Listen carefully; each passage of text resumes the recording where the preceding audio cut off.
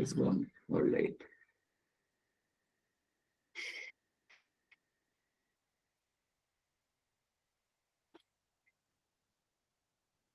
All right, let me share the screen with you.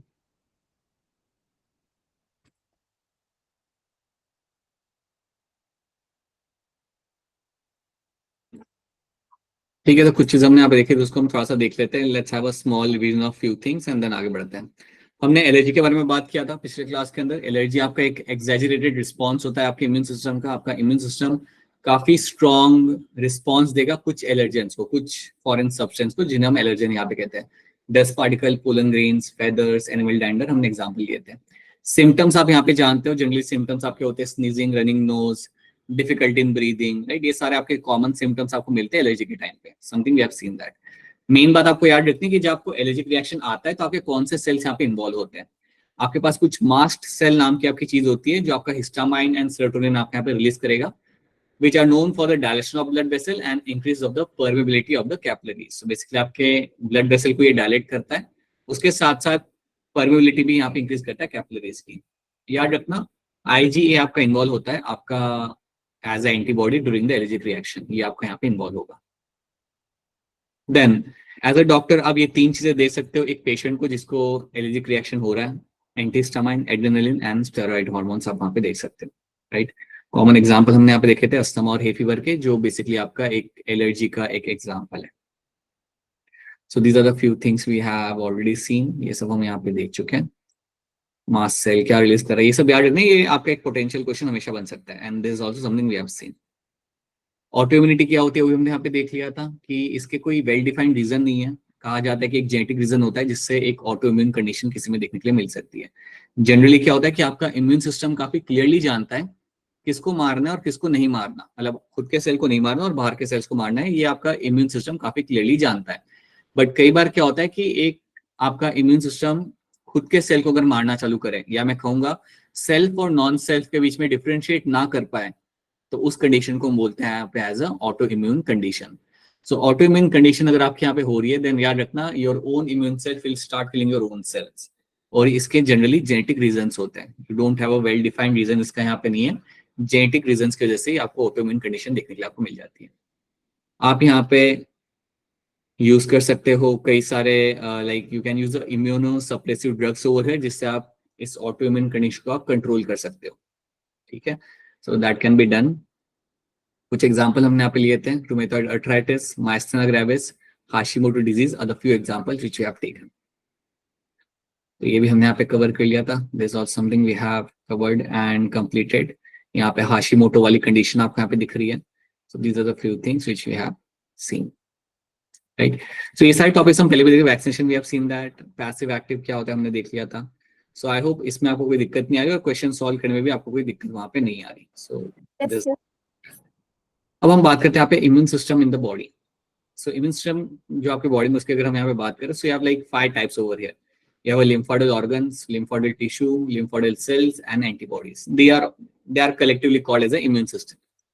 अब हम यहाँ पे बात करते हैं हमारे lymphoidal organ को लेके. तो lymphoidal organ में हम यहाँ पे दो पार्ट में डिवाइड करते हैं. एक होता है प्राइमरी ऑर्गन, और जिसे मैं कहूंगा as a primary lymphoidal organ. दूसरा यहाँ पे होगा मेरा सेकेंडरी lymphoidal organ. प्राइमरी में आपको दो टर्म्स याद रखने हैं हमेशा, सिर्फ दो terms, thymus and bone marrow. याद रखना जब भी आप प्राइमरी लिम्फोइडल ऑर्गन आपके सामने यहाँ पे टर्म आएगा या प्राइमरी ऑर्गन्स आपके सामने टर्म आएंगे, आपको कुछ याद रहे ना रहे, आपको ये दो टर्म्स याद रखने. You will find two things will come in this. One is going to be your bone marrow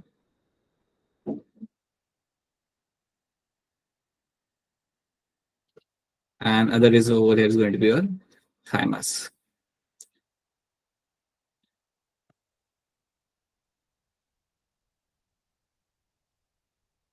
Your thymus and bone marrow are the two primary lymphoidal organs which I'll get to see over here. Secondary lymphoidal organs जो आपको यहाँ पे मिल रहे हैं देखने के लिए, secondary lymphoidal organs जो आपके यहाँ पे, इसमें आपको मल्टीपल आपको मिल सकते हैं. सो कई सारे मल्टीपल लिम्फोइडल ऑर्गन्स आपको यहाँ पे मिल जाएंगे. You can have something like your lymph node, spleen,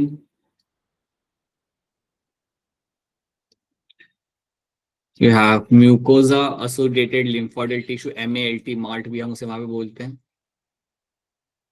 you can have tonsils. हाँ जी बेटा बताइए क्या सवाल है आपका।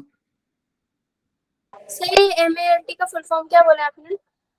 आएगा अभी, म्यूकोजा एसोसिएटेड लिम्फोइडल टिश्यू, अभी हम आगे इसे देखेंगे।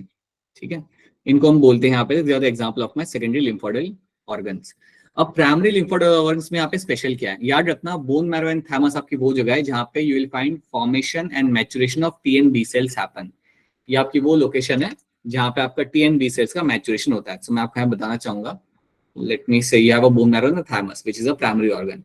सेकेंडरी में you have a spleen, lymph nodes, tonsils, Peyer's patch and MALT. अब अगर हम इन दोनों की बात करें यहाँ पे specifically bone marrow and thymus की, तो याद रखना ये वो लोकेशन है जहां पे आपको क्या मिलेगा, मैचुरेशन एंड डिफरेंशिएशन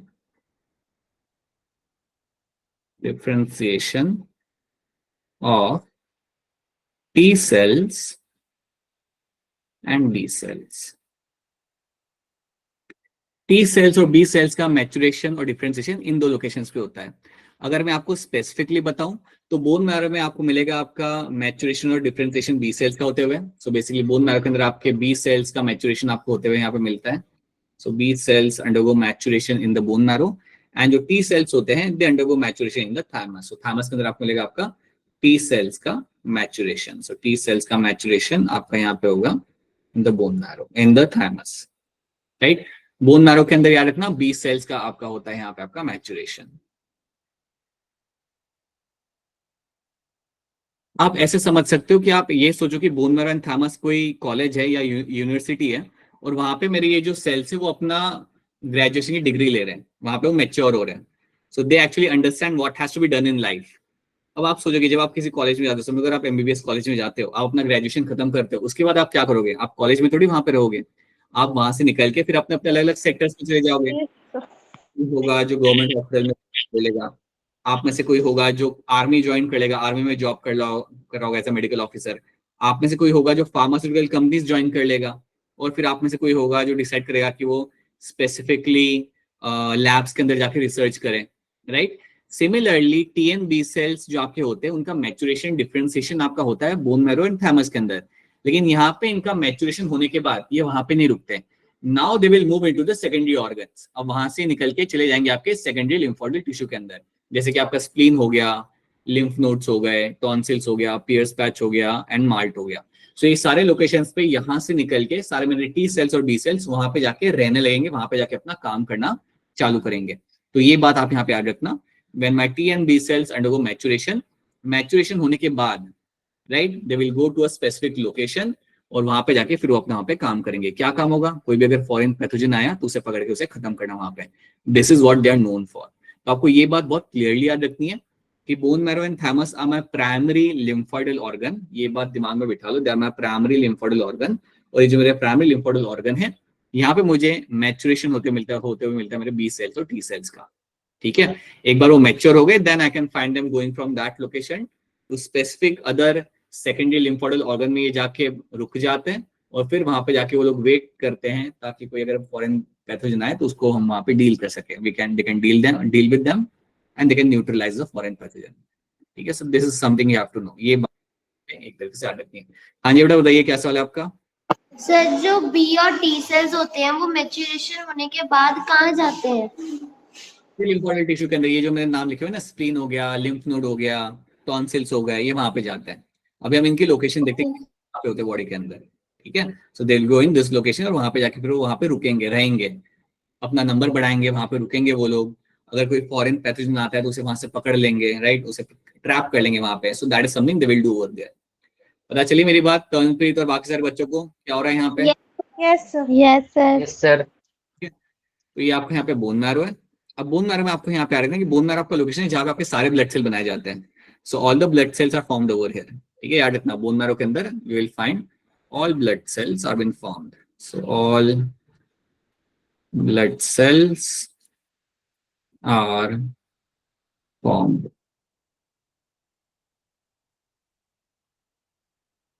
ठीक है, सारे ब्लड सेल्स आपके यहाँ पे बनाए जाते हैं। Now when these all blood cells have been formed over here, तो आपको ये चीज भी आपको यहाँ पे याद रखनी है कि ये सारे ब्लड सेल्स यहाँ पे आपको बनाए जाएंगे, तो इसमें आपका बी सेल और टी सेल भी बेसिकली आपका यहाँ पे ही बनता है। सो आपका याद रखना, एक्चुअली में आपका बी सेल तो यहाँ पे बनता ही बनता है, उसके साथ साथ इवन टी सेल भी आपका यहाँ पे बना है। सब ब्लड सेल है ना, सारे के सारे ब्लड सेल्स ही है। तो टी सेल बी सेल जो आपके यहाँ बनते हैं, लेकिन आपको याद ये रखना है कि बी सेल बनता है यहाँ पे, फॉर्म यहाँ पे होता है, बट मैच्योरेशन इसका कहाँ पे होगा? थाइमस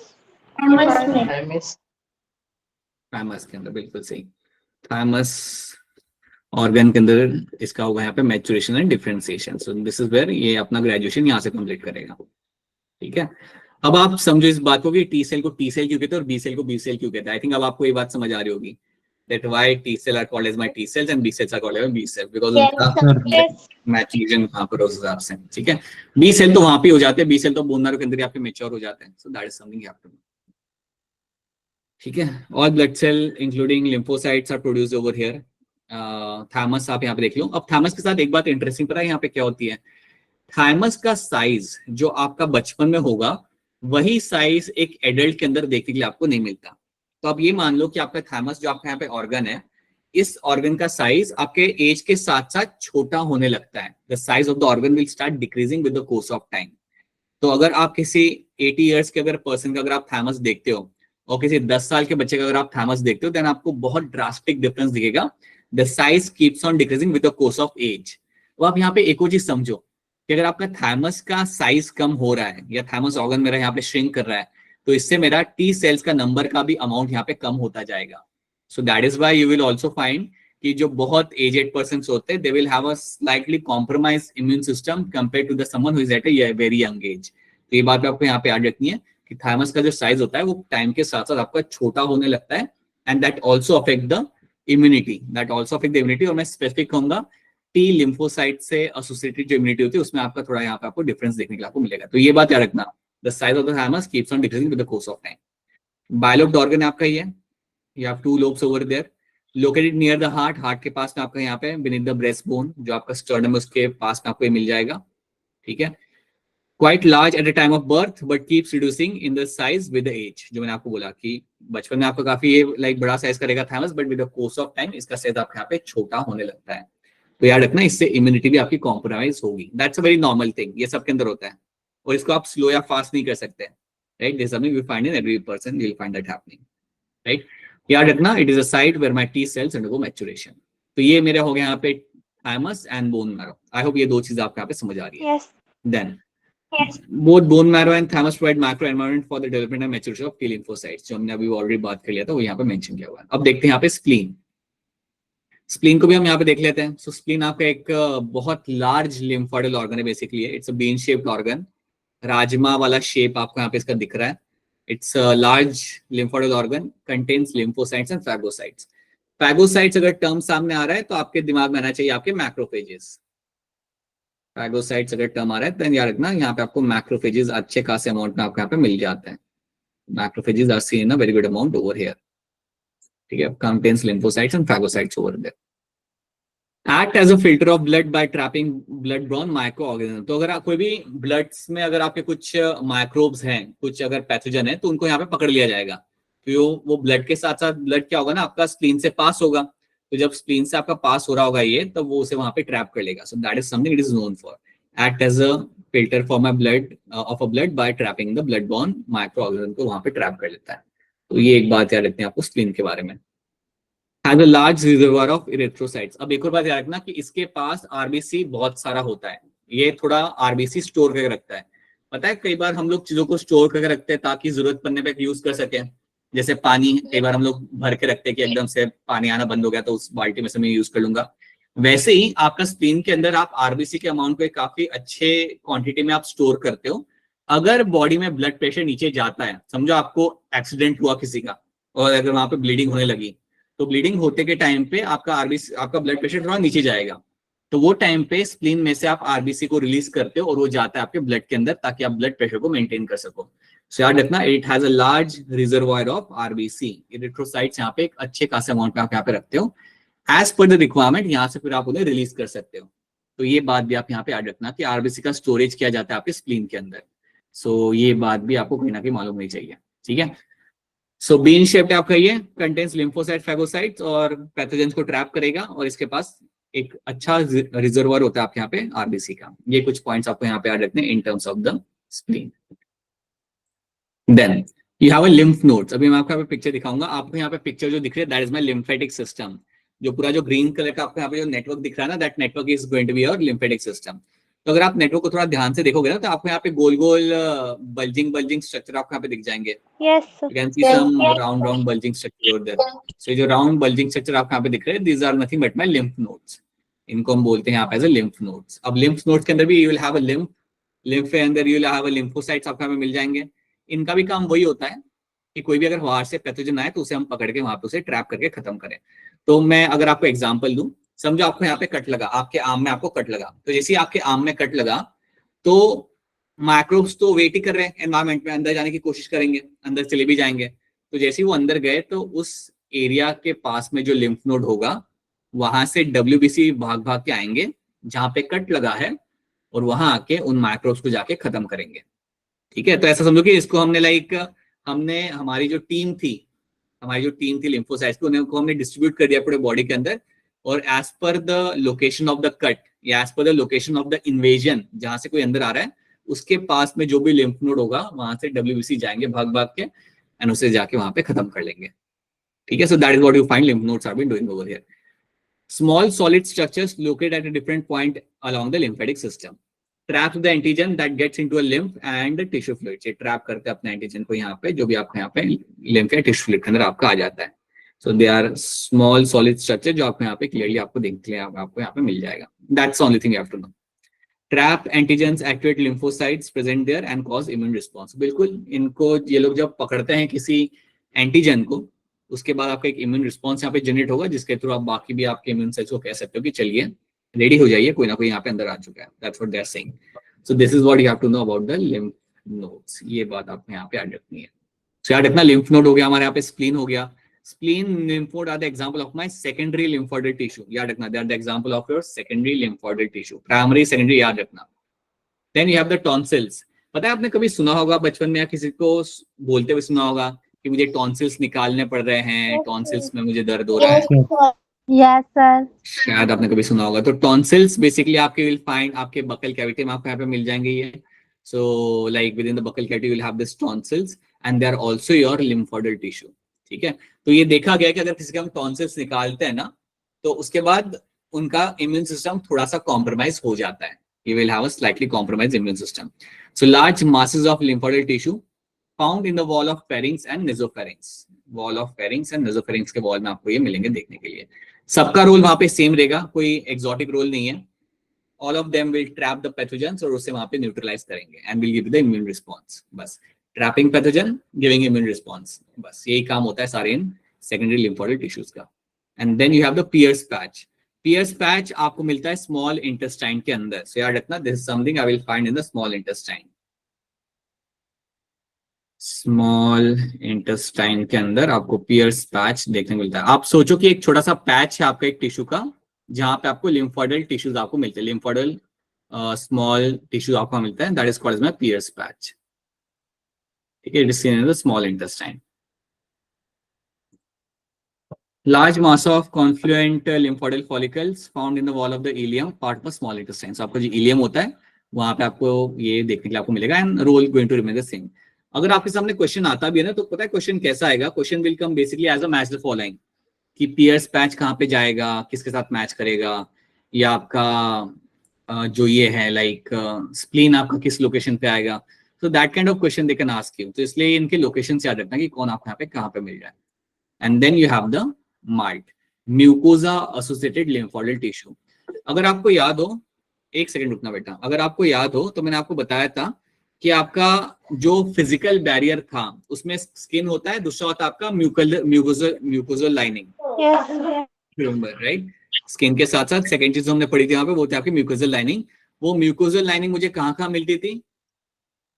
Gastrointestinal tract और respiratory tract, राइट, बिल्कुल सही। तो वो म्यूकस लाइनिंग मुझे मिलती थी, जीआई ट्रैक्ट के अंदर मुझे म्यूकस की लाइनिंग मिलती थी, as to get that in the respiratory tract के अंदर मुझे वो म्यूकस की लाइनिंग मुझे यहाँ पे मिलती थी, इसके अंदर मुझे मिलती थी मेरे यहाँ पे म्यूकस की lining, and then I was also getting the mucus lining also in my urogenital tract. अरे याद आ रहा है नहीं यार आप लोग को, ये सब करा था Yes, हमने? sir. बोल नहीं रहे आप लोग, कुछ एकदम चुप हो गए हो। ये तो कुछ नया है, ऐसे ऐसे चुप हो गए हो आप लोग। So will have these are the locations where you get to see the mucus lining, आपको वहां पे मिलती थी। अब इसी म्यूकस लाइनिंग के अंदर आपको मिलता है aggregation of lymphoidal tissue. 4-5 लिम्फोइडल tissue यहाँ पे इकट्ठा होकर यहाँ पे आपको मिल जाते हैं, उसे हम कहते हैं mucosa associated lymphoidal tissue. So mucosa associated lymphoidal tissue is nothing but a aggregation of my lymphoidal tissue. It is nothing but a aggregation of my lymphoidal tissue. Aggregation of lymphoidal tissue, lymphoidal tissue, ये बात आपको यहाँ पे याद रखनी है। It is aggregation of my lymphoidal tissue, that is my malt. तो आपसे पूछेंगे यार माल्ट कहाँ पे होता है, तो आपने आंसर को दिया कि माल्ट एक आपका lymphoidal टिश्यू जो आपको मिलेगा यहाँ पे देखने के लिए, वो आपको मिलेगा आपके जीआई ट्रैक के अंदर, आपके रेस्पिरेटरी ट्रैक के अंदर और आपके यूरोजेनिटल ट्रैक में आपको मिल जाएगा। और ये एक्चुअली आपका कवर करता है more than 50% of the lymphoidal tissue. It is covering, it is actually going to cover a large amount of lymphoidal tissue आपके बॉडी में ये कवर करेगा। सो यहाँ पे पिक्चर आ गई which I will remove later on. So MALT के अंदर याद रखना, you have a lymphoidal tissue located within the lining of the major tracts, respiratory, digestive and urogenital tract. और ये भी याद रखना यहाँ पे जो मेंशन नहीं किया हुआ, it occupies 50% of the lymphoidal tissue. So 50% of lymphoidal tissues are going to be mild. Lymphoidal tissue is been occupied by the mild. तो अगर आपसे कोई पूछे ना कि आपके जितने भी lymphoidal टिश्यू उसमें से किसने सबसे ज्यादा एरिया कवर करके रखा हुआ है, अगर आपसे कोई पूछता है कि सारे lymphoidal टिश्यू में से या lymphoidal ऑर्गन में से किसने सबसे ज्यादा एरिया कवर करके रखा हुआ है, तो आपका आंसर यहाँ पे होगा mild. Mucosa associated lymphoidal tissue ने सबसे ज्यादा एरिया यहाँ पे कवर करके रखा हुआ है because it is seen in several locations. ये बात आपको यहाँ पे, this is one thing you have to know. So that is something we have done. तो ये सारे टर्म्स आपको यहाँ पे याद रखने हैं। So please याद रखना what is my primary and secondary tissue. इसमें से जो क्वेश्चंस बन के आते हैं वो बड़े ही सिंपल क्वेश्चंस यहाँ से बन के आते हैं, तो आप ये चीजें आपको यहाँ पे समझ आ रही है। So if you get a question based on this, they are very simple questions. बहुत डिटेल क्वेश्चन यहाँ से नहीं आता। You can get a match the following or you can get a question based on like जैसे कि 50% and more tissue आपको कहाँ मिलता है के लिए, that kind of thing they can ask you. तो क्या इतनी चीज आपको यहाँ पे समझ आ रही है? Is the primary and secondary lymphoid organs clear to all of you? Yes, sir. Yes, Yes, sir. sir. So primary and secondary, रानी समझ आ रहा है? रानी अच्छा Yes, बोलो किसी का sir. सवाल। सर पेयर्स बोलिए। पैचेस एक बार ही बताना। बेटा पियर्स पैचेस में क्या नहीं आया समझ में? पियर्स पैच जो आपको होता है ना, ये आपको स्मॉल इंटेस्टाइन में आपको मिलेगा। स्मॉल इंटेस्टाइन में अगर आप देखोगे तो you have like 3 parts, right? You have your jejunum, ileum, right? Are the 3 region and duodenum are the 3 regions you will find in the small intestine. तो उसमें जो लास्ट आपका होता है ileum, ileum will be having this tissue, lymphoidal tissue. उस lymphoidal tissue को हम बोलते हैं यहाँ पे एज अ पियर्स पैच। पता चला तनप्रीत? Yes sir. ठीक है, तो वो आप वहां पे मिलता है, काम उसका सबका वहां पे सेम रहेगा। These are the few things you have to know. चलो अब एक काम करें, next start with a new topic that is your AIDS. AIDS वाला टॉपिक हम यहाँ पे स्टार्ट करें। किसी का माइक कौन है बेटा? रिहाना माइक कुछ ऑफ कह कर रही है। दीजिए। कौन कह रही है? अलजिया। कर लिया, बोलो। सर वो जो आपने डायग्राम दिखाए थे वो जो पूरा है वही पैच है या फिर उसके ऊपर जो पर्पल डॉट्स है वो है? बस पर्पल डॉट्स थे वो था आपका पियर्स पैच, बस बात पूरा डायग्राम नहीं। वो सिर्फ आपको दिखाया था, ट्रांसवर्स सेक्शन दिखाया था आपके इंटेस्टाइन का, जो पर्पल जो डॉट्स थे ना वही आपके पियर्स पैच थे उसके अंदर। ठीक है, alright, so let's start with the AIDS. तो एड्स के अंदर हम यहाँ पे देखेंगे, so let's have a look AIDS में यहाँ पे क्या देखना है, क्या सीखना है। So AIDS के अंदर you will get to see. So you know the complete story. It is caused by my HIV virus. So it is called as my HIV AIDS. चलिए देखते क्या है आपका HIV AIDS. So पहली बात आपको यहाँ पे याद रखनी कि HIV सबसे पहले आपका ये जो केस आपको मिला था HIV का case, that was discovered in the year of 1981. 1981 USA में आपको मिला था आपका पहला case. So that was the time when you actually received the first case of HIV. ठीक है, इंडिया में अगर हम बात करें तो इंडिया में जो पहला केस आया था एचआईवी का, that actually came in the year of 1986। तो एचआईवी का जो पहला केस आपका यहाँ पे इंडिया में मतलब रिकॉर्ड में आया था, रिकॉर्ड हुआ था, that was in 1986, that was in Tamil Nadu.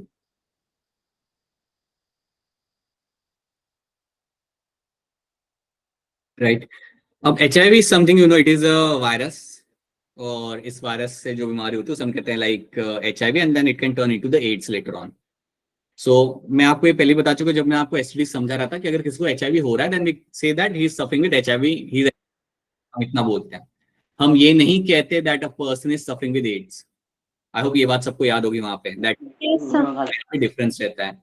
कोई मुझे बताएगा, कोई लड़कों में से कोई मुझे बताएगा कि एचआईवी और एड्स में फर्क होता क्या बेसिकली यहाँ पे, how you differentiate between them? बोलो बेटा, कोई बताओ, हैंड ने क्या बताओ। सर एचआईवी मीन्स सर किसी पर्सन का बॉडी में सर वायरस एंटर कर चुका है और उसके सर इम्यून सिस्टम को उसने सर डिजेनरेट कर दिया है। फिर जब उसको कोई बीमारी हो जाएगा फिर से वो हो जाएगा एड कंडीशन, बट विदाउट बीमारी सर वो होगा एचआईवी कंडीशन। राइट, बिल्कुल सही शिवम, शिवा बिल्कुल सही बात है आपके यहाँ पे। अगर किसी के बॉडी के अंदर एचआईवी वाला अगर वायरस आता है then we can say he is HIV positive, right. उसका इम्यून सिस्टम कॉम्प्रोमाइज होगा, लेकिन जब उसको अपॉर्चुनिस्टिक डिजीज होने लगती है, so HIV plus opportunistic disease,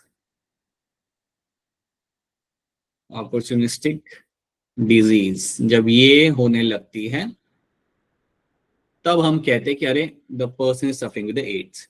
At that point of time, I will say the patient or the person is suffering with the AIDS, acquired immunodeficiency syndrome। ठीक है, तो ये चीज आपकी तब आती है। बाकी जब एचआईवी आपके बॉडी के अंदर आ रहा है तो दैट इज समथिंग, अगेन अगर किसी को एचआईवी पॉजिटिव कोई पर्सन निकलता है तो उसको आप क्योर नहीं कर सकते, right. You can not cure the person, but you can still take care of that particular person ताकि he doesn't get opportunistic disease वहां पे। एक बार फिर बताना चाहूंगा कि अगर किसी को एचआईवी हुआ है उसके बाद उसका इम्यून सिस्टम कॉम्प्रोमाइज होगा, और उसके बाद उस पेशेंट को कई सारी वैसी बीमारियां होने लगेगी जो नॉर्मली लोगों को नहीं होती, या बहुत कॉमनली उससे अलग अलग टाइप की बीमारियां वहां पे होने लगेगी। So that is called as my opportunistic disease. Opportunistic disease के अंदर मैं कुछ एग्जांपल आपको यहाँ पे दे सकता हूँ, like you can have something like a tuberculosis, एक बहुत कॉमन यहाँ पे एग्जांपल आपका यहाँ पे आता है ट्यूबरकुलोसिस का। Then you can also have something like my Kaposi cancer, एक ऐसा टाइप का कैंसर जो नॉर्मली आपके बॉडी में होगा नहीं, बट अगर आपको एचआईवी है देन आपका इम्यून सिस्टम इतना कॉम्प्रोमाइज हो चुका है कि वो आपका हो रहा है because of one kind of virus. तो ऐसी चीजें आपको होने लगती है, and that's when you will say the person is suffering with AIDS. ठीक है, अब एक काम करते हैं, यहाँ पे हम समझते हैं एक चीज यहाँ पे कि यार एचआईवी का जो वायरस है उसके अंदर आपको क्या क्या चीजें देखने के लिए मिलती है। Let's try to see that. पहले ये बताओ, क्या इतनी बात आपको समझ आ रही है? ये बात हम ऑलरेडी हमारे रिप्रोडक्टिव हेल्थ में देख चुके हैं। So is this clear to all of you, इतना वाला part? Yes sir. Yes sir. ठीक है, और कोई सवाल हो तो पूछ लेना, कोई सवाल हो तो डायरेक्टली पूछ लेना। ठीक है ना, because apparently I cannot see your hand getting raised, so hand raise करना और फिर पूछ लेना directly, I cannot see that basically। now what you will be finding here is कि अगर मैं बात करता हूँ एचआईवी के वायरस के बारे में, ये तो पुरानी इन्फॉर्मेशन तो हम लोग वहां पे जानते ही है। एचआईवी का वायरस होता कैसा है? सो एचआईवी का जो वायरस आपका यहाँ पे होगा, this virus which you have, HIV virus, इसका स्ट्रक्चर अगर आप देखोगे यहाँ पे तो you'll have the outer covering, it will have the outer covering, and outer covering is made up of my lipid। so you will have outer covering, so you'll have a lipid envelope, you'll have lipid envelope। अंदर आपको क्या मिलता है? अंदर आपको protein की 2 layer मिलती है, अंदर आपको प्रोटीन की आपको 2 लेयर आपको मिल जाएगी। सो you'll have 2 layers of outer covering of protein, से आपको प्रोटीन की एक लेयर और प्रोटीन की दूसरी लेयर। ये दोनों लेयर के नाम आपको याद नहीं रखने क्योंकि आपको कभी इसके ऊपर बेस क्वेश्चन आएगा नहीं, बट याद रखना you'll have 2 layers of protein which I'll be finding inside। you'll have a 2 outer covering of protein which will be seen in this। अब सेंटर में आपको यहाँ पे क्या मिलता है? सेंटर में आपको मिलेगा यहाँ पे आपके strands of RNA। so you'll have strands of RNA, so these are my single stranded RNA। और आपसे पूछा जाएगा कि कितने आरएनए मॉलिक्यूल वहां पे आपको मिलता है, आपने बोलना है 2। so you have 2 strands of RNA, so you have, this is my single stranded RNA, और आपसे पूछा जाएगा कि आपको कितने फिलामेंट आपको मिलते हैं यहाँ पे, देन आपका आंसर यहाँ पे होगा 2। सो मुझे 2 फिलामेंट मिलते हैं यहाँ पे सिंगल स्ट्रैंडेड आरएनए के। तो हमेशा रखना द सिंगल स्ट्रैंडेड आरएनए जो आपको यहाँ पे मिल जाए, it will have 2 filaments. It will have 2 filaments over here.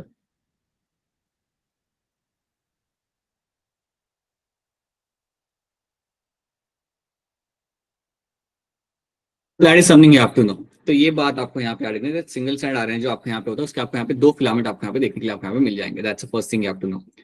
Second thing आपको यहाँ पे याद रखनी है कि चलो मेरे आरएनए मॉलिक्यूल आपको यहाँ पे मिल रहा है as a genetic material. That's the first thing should be very clear to you. RNA मुझे मिलता है एज ए जेनेटिक मटेरियल और वो भी होगा मेरे यहाँ पे सिंगल स्ट्रैंडेड आरएनए मॉलिक्यूल। उसके साथ आपको याद रखना है कि आरएनए के साथ साथ आपको यहाँ पे इवन मिलता है देखने के लिए एक एंजाइम,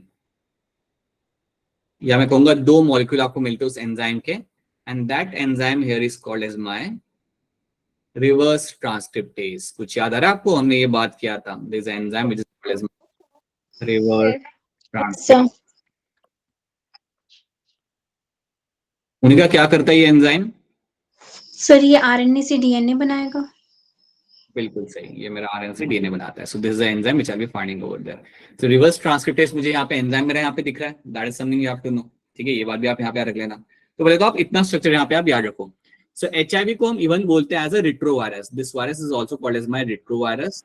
हम इवन बोलते हैं एज अ रिट्रोवायरस क्योंकि जो वायरस जिसके पास आरएनए होता है एज ए जेनेटिक मटेरियल उसको हम बोलते हैं यहाँ पे as a retrovirus. So this is my retrovirus, right. यहाँ पे भी ये मेंशन करता हूँ आपके लिए, ये जो 2 आपकी जो आउटर कवरिंग्स आपको यहाँ मिल रही है, this one and this one, they are nothing but my protein layers. These are nothing but my protein covering.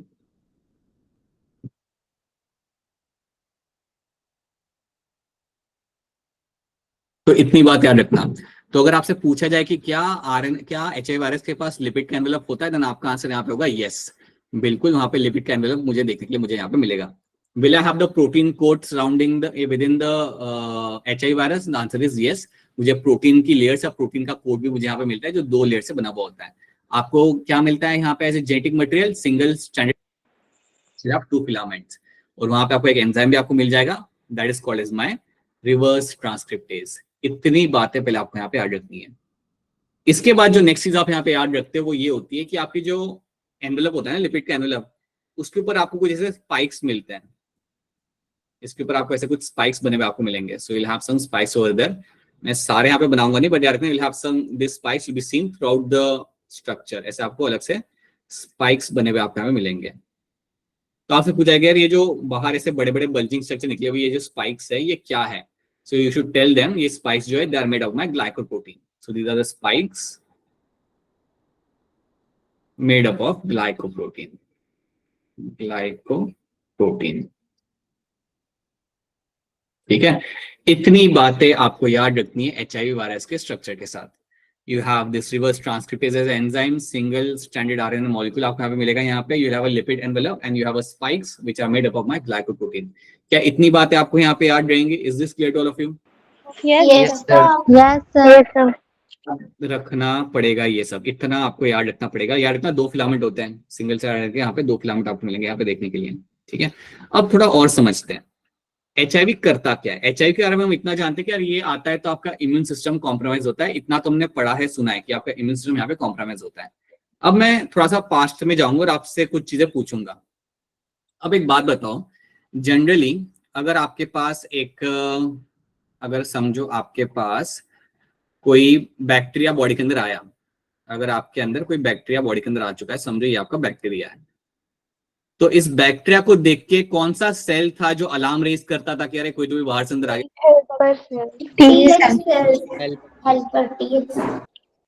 T helper cell बोलो। टी सेल बोलोगे तो सही नहीं जाएगा answer. You have to tell the correct answer, that is going to be T helper cell. याद आ रहा है या भूल गए? टी हेल्पर सेल आपके होते थे जो आपके अलार्म रेज टी बोला था। हाँ, टी हेल्पर बोलो, हेल्पर। हाँ, okay you'll have your T helper cell जो आपके यहाँ पे आएंगे, T helper cells को यहाँ पे देखेंगे, and then what they do, they start releasing what? क्या रिलीज करते हो लोग इसे देख के यहाँ पे? बिल्कुल सही। सो T helper cell जैसे ही वो यहाँ पे देखेंगे अपने यहाँ पे बैक्टीरिया वाले पैथोजन को, वो अपना रिलीज करेंगे आपके यहाँ पे साइटोकाइन। और साइटोकाइन जाके क्या बोलता था कि वो मोनोसाइट में बोलता था कि मैक्रोफेज में कन्वर्ट हो जाओ। एक वो चीज, और दूसरी चीज बाकी सेल्स को, जैसे बी सेल्स को जाके बोलेगा कि चलो बनाना चालू करो antibodies, start making plasma cells, start making antibodies, क्योंकि कोई तो बाहर यस सर। आपका यहाँ पे अलार्म रेज करता था, है ना। अब आपको यहाँ पे याद ये रखना है कि आपका HIV वायरस इसको ही टारगेट करता है। सो HIV वायरस जो होता है उसको रहना ही टी हेल्पर सेल को टारगेट करके है। So understand this thing, your T helper cell was the one जो आपका यहाँ पे अलार्म रेज कर रहा था। टी हेल्पर सेल आपका यहाँ पे होता है जो आपका अलार्म रेज करता है, he is the one who is going to raise the alarm, right. और जब ये अलार्म रेज करता है तभी सारे टी सेल्स दौड़ दौड़ के आते हैं ना उसकी मदद करने के लिए, मतलब मारने के लिए पैथोजन को। अब आपका जो टी हेल्पर सेल आपका यहाँ पे है, इसके अंदर ही HIV वाला वायरस जाएगा। सो HIV का जो वायरस होता है, याद रखना, ये टारगेट करेगा हमेशा टी हेल्पर सेल को। अब आप थोड़ा सोचो, अगर वो टी हेल्पर सेल को जाकर टारगेट कर रहा है और उसके अंदर जाने के बाद उसे वो अलाउ नहीं कर रहा टू रिलीज द साइटोकाइन, तो क्या मेरा इम्यून रिस्पॉन्स जनरेट होगा? No sir. No sir. No sir. नहीं होगा। मेरा HIV वायरस गया टी हेल्पर सेल के अंदर, वहां पे उसने रहना चालू किया, उसको ऑक्यूपाई कर लिया, ठीक है। जैसे वो मेरे टी हेल्पर सेल के अंदर गया, मेरे कोई साइटोकाइंस यहाँ पे रिलीज होने वाले हैं नहीं, मेरे कोई भी साइटोकाइंस अब यहाँ पे रिलीज होंगे नहीं, क्योंकि वो उसे जाके यहाँ पे सप्रेस कर देता है। So no cytokines are getting release over there. तो अगर मेरे यहाँ पे साइटोकाइंस अगर मेरे यहाँ पे रिलीज नहीं हो रहे, तो आप एक और चीज आप यहाँ पे समझो कि अब पता है क्या होगा, मेरा HIV virus T helper cell के अंदर रह के अपना नंबर बढ़ाएगा। सो अभी अंदर चला गया and now what will happen, it will increase its number. तो यहाँ पे अब कई सारे मेरे HIV वाले वायरस मेरे यहाँ पे बनने लगेंगे। So more amount of HIV virus will start increasing over there. इनका नंबर यहाँ पे इंक्रीज हो रहा है और किसी इम्यून सेल को पता नहीं कि अंदर क्या हो रहा है बॉडी के अंदर। अब जब इनका नंबर बहुत ज्यादा हो जाता है तो ये बाहर निकल आते हैं, टी हेल्पर सेल की डेथ हो जाती है। And now when this HIV virus are coming out from the T helper cell, now they will look for the new target. अब ये जाके नए टारगेट ढूंढेंगे। So now they will go ahead and they will start looking for a new T helper cell. तो अब आप सोचो यहाँ पे कि स्लोली एंड स्टेडीली आपके टी हेल्पर सेल का जो अमाउंट होगा वो आपका कम होने लगता है। You will find the number of T helper cell will start declining with the course of time. तो अगर टी हेल्पर सेल होते हैं क्योंकि उनको ये टारगेट कर रहा है, so they will start decreasing over there. तो पहले तो आपको ये बात याद रखनी है कि इसका टारगेट ही आपका यहाँ पे होता है टी हेल्पर सेल। तो TH सेल या टी हेल्पर सेल्स को यहाँ पे ये करेगा टारगेट। अब अगर आप इतना याद रख सकते हो तो आप इसमें एक और चीज याद रखना कि टी हेल्पर सेल के साथ साथ HIV एक और सेल को टारगेट कर सकता है। टी हेल्पर सेल को तो टारगेट करता ही है, but it has the potential to target one more kind of cell and that cell is going to be your macrophages. ये इवन आपके टारगेट करते हैं आपके यहाँ पे मैक्रोफेजेस को। So they are also known to target your macrophages. They are also going to target your macrophages. Macrophage के अंदर भी ये टारगेट करेगा और सेम चीज वहां पे भी रिपीट करेगा। लेकिन आप ये चीज को सोचो कि जो सेल आपके लिए कितना इंपॉर्टेंट था टू रेज द अलार्म कि कोई बाहर से अंदर आ चुका है, उसको ही जाके आप सप्रेस कर रहे हो, उसको ही जाके आप वहां पे सप्रेस कर रहे हो, उसे ही जाके आप लाइक टारगेट कर रहे हो, so that there is no chance of any kind of immune response. अब आप आई थिंक समझ पाओगे कि क्यों जो पर्सन को HIV होता है उसका होगा कॉम्प्रोमाइज इम्यून सिस्टम, क्योंकि धीरे धीरे करके आपके टी हेल्पर सेल का अमाउंट कम हो गया। अगर टी हेल्पर सेल का अमाउंट ही कम हो गया तो कहां से आपके बाकी के टी सेल्स या बी सेल्स आपके आएंगे? क्या ये बात आपको यहाँ पे समझ आ रही है? Is this thing clear to all of you? Yes sir. Yes sir. Yes sir. आ रहा है ना सबको यहाँ पे? कोई गड़बड़ तो नहीं हो रही, कोई दिक्कत तो नहीं आ रही? कोई हो रही हो तो पूछ बता दो if you have any concerns over here. So you should no clearly that you have. हाँ जी बेटा बताइए क्या सवाल आपका, बोलिए।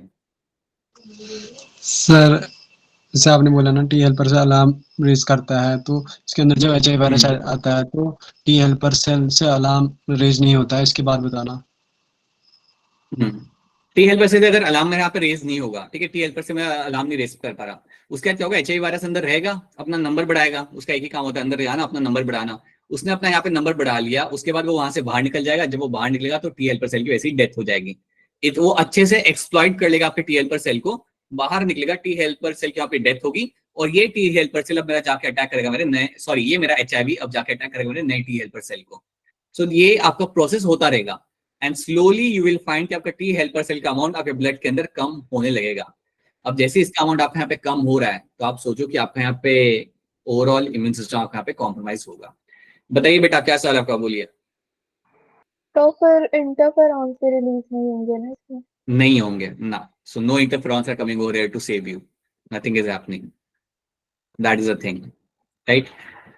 तो ये बात आपको यहाँ पे याद रखनी है, and that is how you will find the number of T helper cell will start declining. और ये मैक्रोफेजेस को भी टारगेट करता है, it is also known to target the macrophages. अब एक और बात आप यहाँ पे याद रखना कि आपके जो मैक्रोफेजेस यहाँ पे होते हैं, मैक्रोफेज हो गया और टी हेल्पर सेल यहाँ पे हो गया, इन दोनों सेल्स का एक कॉमन नाम होता है, इन दोनों सेल्स के लिए एक कॉमन नाम है, और वो नाम है आपको यहाँ पे CD4 cells. You call them as a CD4 cells, CD4 cells. हाँ ये रुको मेरी बात सुनो, पहले याद रखना कि आपके जो मैक्रोफेज यहाँ पे होते हैं और टी हेल्पर सेल जो आपके यहाँ पे होते हैं, इनके लिए कॉमन नाम यहाँ पे यूज किया जाता है, they are also called as CD4 cell. क्यों CD4 सेल्स, क्या होते हैं CD4 सेल्स, वो आप इस लेवल पे आप उसे समझ नहीं पाओगे, बट याद रखना this two cells are also called as CD4 cells. And आपको ये क्वेश्चन कभी आ गया कि HIV virus always target CD4 cells, तो वो स्टेटमेंट आपका सही है, because macrophages T helper cell are also called as CD4 cells, और हाँ HIV वायरस इनको ही टारगेट करता है। अब बताइए क्या सवाल है आपको बेटा, बताइए क्या सवाल है, बोलिए। सर जब HIV वायरस मैक्रोफेज के पास जाता है तो वो अलग नहीं होता। बेटा आवाज कट रही है, वापस बोलना, क्या कह रहे हो आप?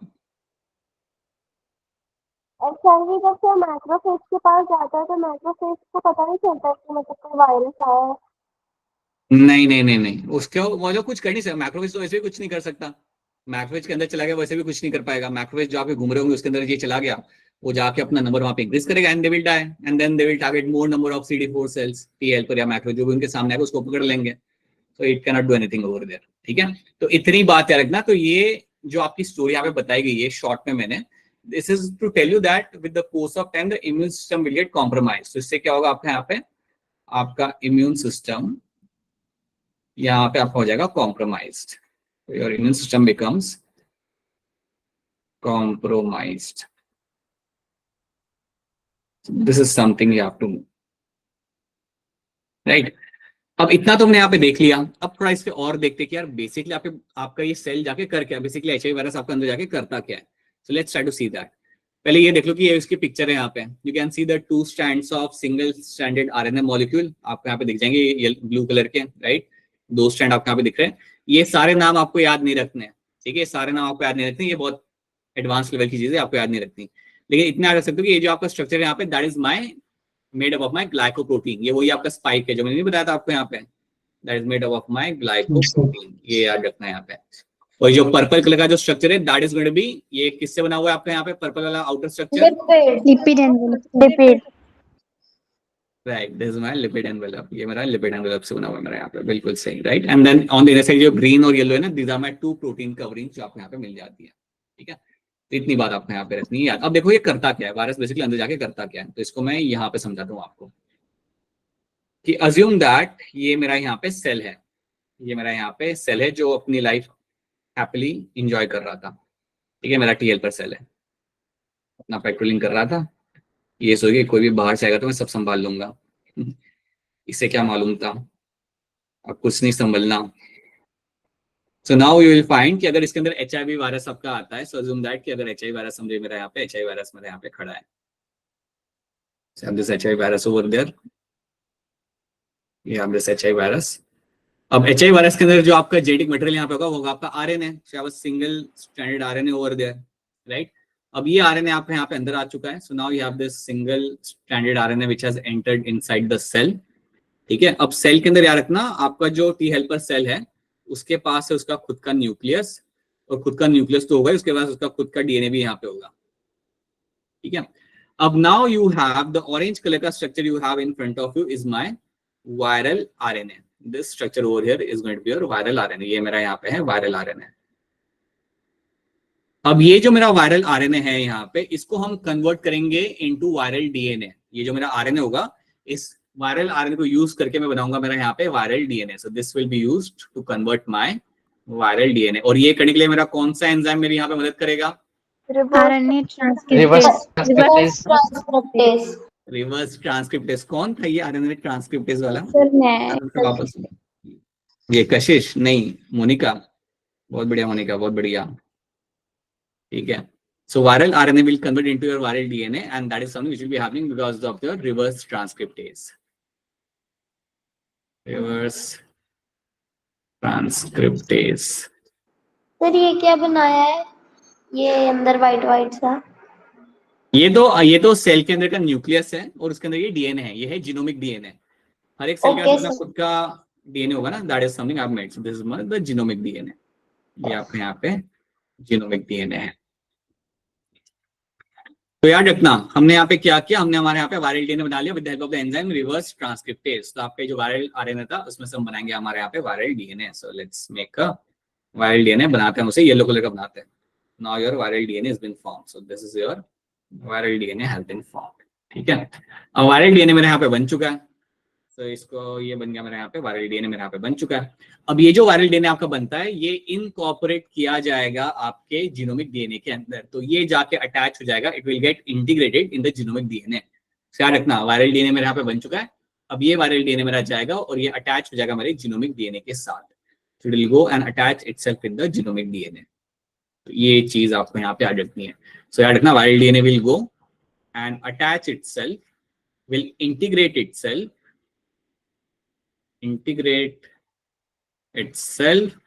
with the genomic DNA. So genomic DNA के साथ जाके यहाँ पे वो लग गया। अब जैसे वो genomic DNA के साथ जाके वहाँ पे लग गया, अब वहां से वो बनाना चालू करेगा, आपकी मशीनरी को यूज करेगा। क्या करेगा आपकी machinery use? Ribosomes, all the proteins, उस सब को वहां पे यूज करेगा और इस जीनोमिक डीएनए में से बना के देगा कई सारे वायरल आरएनए। तो देखो यहाँ पे उसने क्या किया, वो अपने आपके बॉडी में आया, आरएनए को डीएनए में कन्वर्ट किया और उस डीएनए को उसने जाके लगा दिया आपके खुद के डीएनए के अंदर और आपको पता भी नहीं चला। और अब ये जो जीनोमिक डीएनए है ये आपको बना के देगा कई सारे viral RNA. So from this now genomic DNA और large amount of viral RNAs are been form. So इसमें सब बनाओगे अपना कई सारे वायरल आरएनएस आप यहाँ पे बनाना चालू कर रहे हो। So here now I'll be finding a huge amount of viral RNA, that means your HIV RNA अब यहाँ पे बनाना चालू करता हूँ। तो यहाँ पे बेसिकली क्या कर रहे हो, आपने हाईजैक कर लिया, आपने एक जेनेटिक मशीनरी को आपने यहाँ पे हाईजैक कर लिया और उसको हाईजैक करने के बाद उसको यूज करके आप कई सारे आप यहाँ पे बना के दे रहे हो आप यहाँ पे viral RNA. So viral RNA अगर आप यहाँ बना सकते हो तो वायरल प्रोटीन भी आप बना लोगे। अगर आप वायरल आरएनए बना रहे हो then you can also make the viral protein as well. So ultimately आप यहाँ पे क्या कर रहे हो, आप एक पूरा HIV वायरस ही बना के दे रहे हो। आपका सेल के अंदर ये वायरस घुस चुका है और ये आने के बाद आपकी मशीनरी यूज करके it is actually making a huge amount of HIV virus. तो आप देखोगे क्या, कुछ टाइम के अंदर सेल के अंदर बहुत सारे HIV वायरस आपको मिल जाएंगे। Huge amount of HIV virus will be seen over there. ठीक है, तो कई सारे HIV वायरस आपको बनते हुए मिल जाएंगे और ये तब तक बनते रहेंगे जब तक सेल की पूरी एनर्जी खत्म नहीं हो जाती, तब तक ये बनाता रहेगा। एक बार सेल की पूरी एनर्जी खत्म हो गई, आपने उसे पूरा एक्सप्लॉइट कर लिया, फिर आपकी सेल की डेथ होगी, ये HIV वायरस आपके बाहर निकलेंगे and they will look for the new target. This HIV virus will start looking for a new target. क्या ये बात आपको यहाँ पे समझ आ रही है? Is this thing clear to all of you? Yes sir. Yes sir. बड़े बड़े धीरे से आप लोगों ने यस बोला, ऐसे मतलब कि Yes, sir. इतना फिर कहते हो कि फिर डांट खानी पड़ती है बायो क्लास में। अच्छा सुनो मेरी बात पहले, अब मुझे आप लोग यहाँ पे बताओ, हमने यहाँ पे स्टोरी हमने स्टार्ट की थी यहाँ पे। So you have HIV virus, sir सुनिए। यू हैव, अरे रुक जाओ, अभी रुक जाओ, यू हैव HIV वायरस। ठीक है, HIV वायरस आपका आता है आपके सेल के अंदर। So it has entered inside the cell. ये आपका सेल के अंदर आपके यहाँ पे आ चुका है। अब सेल के अंदर जो बेसिकली आपके यहाँ पे that is a viral RNA. Cell के अंदर जो बेसिकली आपके यहाँ पे आ चुका है that is going to be a viral RNA. अब मुझे फटाफट बताओ कि आपका जो वायरल आरएनए होगा ये किस में कन्वर्ट होगा? Viral DNA. DNA तो convert into your viral DNA. ये करने के लिए कौन सा एंजाइम यहाँ पे इन्वॉल्व होगा? Reverse transcriptase. So I just right RTO, reverse transcript मेरे यहाँ पे इन्वॉल्व होगा। ठीक है, अब मुझे बताओ जो मैंने यहाँ पे वायरल डीएनए बनाया होगा ये कहाँ पे जाएगा? जीनोमिक डीएनए में। क्या होता है जीनोमिक डीएनए? जो उसका होगा सेल का DNA। का जो टी हेल्पर का डीएनए होगा genetic. Right, T helper cell के पास जो खुद का डीएनए होता है, जो हर एक सेल के पास होता है, उसमें जाके लग जाएगा। So it will integrate itself in the genomic DNA. तो ये जाके आपके जीनोमिक डीएनए के अंदर जाके लग जाएगा। So it will get itself integrated into the genomic DNA. Get itself integrated into genomic DNA. अब जब ये वहां पे जाके लग गया जीनोमिक डीएनए के अंदर, अब उसके बाद फिर क्या बनाएगा आपका जो जीनोमिक डीएनए होगा, वो क्या बनाना चालू करेगा? Viral Right. So now it will start making the viral RNA and viral protein. So कई सारे viral RNA and viral protein आपके यहाँ पे बनने आपके यहाँ पे लगेंगे. So that is what you will find happening. So basically आप यहाँ पे क्या करो ultimately you are making your large number of HIV virus आप यहाँ पे बना रहे हो. So basically आप यहाँ पे कुछ नहीं कर रहे, you are actually making a huge amount of HIV virus. ये बस आपको यहाँ पे याद रखना है. Making a huge amount of HIV virus will be seen over there. और जब बहुत सारे HIV virus बन जाएंगे फिर उसके बाद क्या होगा? जो टी हेल्पर सेल होगी उसकी death हो जाएगी। और वो बाहर आ जाएंगे। बाहर आ जाएंगे and they will start targeting some other cells over there. जो अदर CD4 सेल होंगे सब टारगेट करेंगे. तो यही कहानी है जो आपको याद रखनी है. आप यहाँ पे भी इसको यहाँ पे देख सकते हो. These are the things you have to know. क्या इतनी बात आप सबको यहाँ पे क्लियर है? क्या ये सब याद रहेगा आप सबको यहाँ पे? Yes sir. Yes, sir. Yes, तो यही एनसेट. हाँ बेटा बोलो क्या सवाल है आपका? बोले तो अंतरित. सर अगर किसी पर्सन को HIV एड्स हो जाए तो मतलब वो उसकी डेथ होना निश्चित है। राइट. उसकी डेथ होना निश्चित है. आप प्रोलॉन्ग कर सकते हो लाइफ को बट डेथ इज या very much on the cards. ठीक है. तो ये चीज आपको यहाँ पे रखनी है याद. अब हमने ये सब तो देख लिया. तो HIV की जो इन डेप्थ चीज थी देखने की हमने यहाँ पे देख ली. That is something we have understood. अब आपको यहाँ पे समझना ये है कि आपका जो HIV यहाँ पे जो स्प्रेड होता है, जो आपको आज की डेट में like we have 25 million population suffering with HIV, right. 1981 में डिटेक्ट हुआ था, लेकिन आज के डेट में काफी लोगों को ये सफरिंग यहाँ पे हो रही है. बताइए अलजिया क्या सवाल है आपका?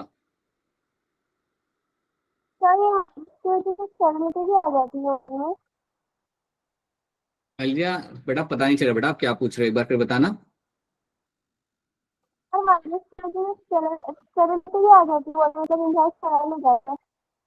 Nothing. I am able to answer nothing. आप क्लास किसको anyone else is able to hear it out what she's saying?